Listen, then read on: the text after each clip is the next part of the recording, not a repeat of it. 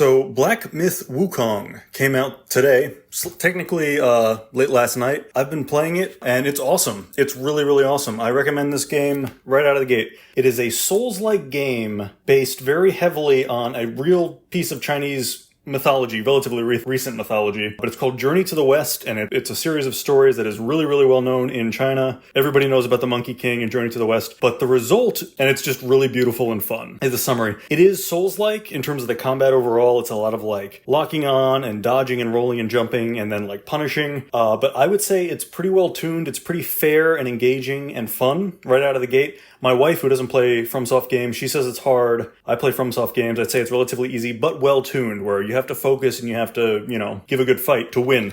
And I already have, bounced off of a boss a few times where, I have to do a run back, 6 or 7 times before I finally beat a boss. The cool thing, in addition to all the ways that you can level up and customize, all of the mechanics basically work like a FromSoft game so far, except for a few things. So what really sets it apart, Black Myth Wukong, what really sets it apart is there is level up customization trees for skills and magic, just like kind of in The Witcher 3 if you've played, which is very fun. It's very addictive because it's you can really build a unique character. They have that. It seems very, very promising. I'm level 8 now, so I've only spent, maybe 10 skill points or so. I've only beaten 3 bosses for context, but I have, I'm playing the opening bosses, and it is really fun. Another interesting mechanic that I have never seen before, you can there's lots of transformation in this game, so you can transform into all kinds of animals, and it's almost like a power-up where you can be the Monkey King. That's what it's called. Sun Wukong is the Monkey King, again, from Journey to the West.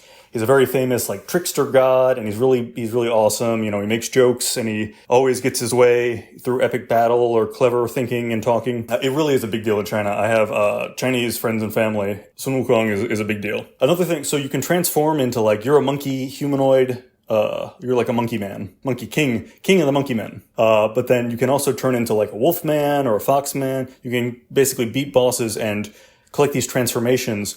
Another interesting thing, circling way back, another thing that I've never seen before specifically is that the first time you get into a part of a map, sometimes you can be changed into a cicada and you can do recon. You can fly as a little cicada and check out the map, scout it out before you actually run through it. So that's another really interesting thing. This game feels really, really Moorish and really addictive and fun, and the cutscenes are beautiful. The story is really confusing. That's another thing that's kind of like FromSoft, where the story is really implied, and they just kind of jump you in, and you don't have no idea what's going on, unless, of course, you actually already know Journey to the West. My wife knows Journey to the West, for example, and she was pointing out, she's like, oh, that guy has 3 eyes. That's this guy. He's a handsome rival to the Monkey King. So anyway, there is really deep lore, but you actually have to go read Journey to the West to figure it out. But they don't lay it on too heavy, so you end up, it just is this beautiful, weird, strange world full of weird magic and weird monsters. So it really does feel like a FromSoft game. I will say that they nailed something that Elden Ring famously couldn't do, and that's namely tightly orchestrated maps that give the impression of being open and reward you for exploring, but it is not actually open world. It is what we call in the FromSoft community a legacy dungeon now. So it's it's very tightly choreographed. There's very specific traps and engagements at every part of the map. There's no just open space with nothing in it. But it feels open. It feels like you're wandering through forest or jungle or wherever you are. It feels very open. So it's right in the sweet spot. Another game that has good map design like this is Metal Gear Solid 3, where it is tight maps with basically planned engagements, but you can kind of choose how the engagements unfold. You have a lot of creativity there, and then it feels pretty open. It feels open world. I think that's all I have to say today about Black Myth Wukong.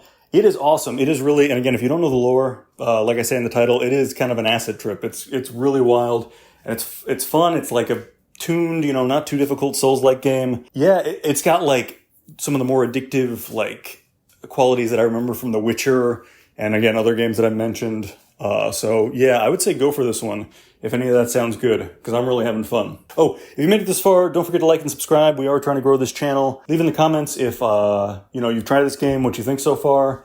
And yeah, I'll talk to everybody next time.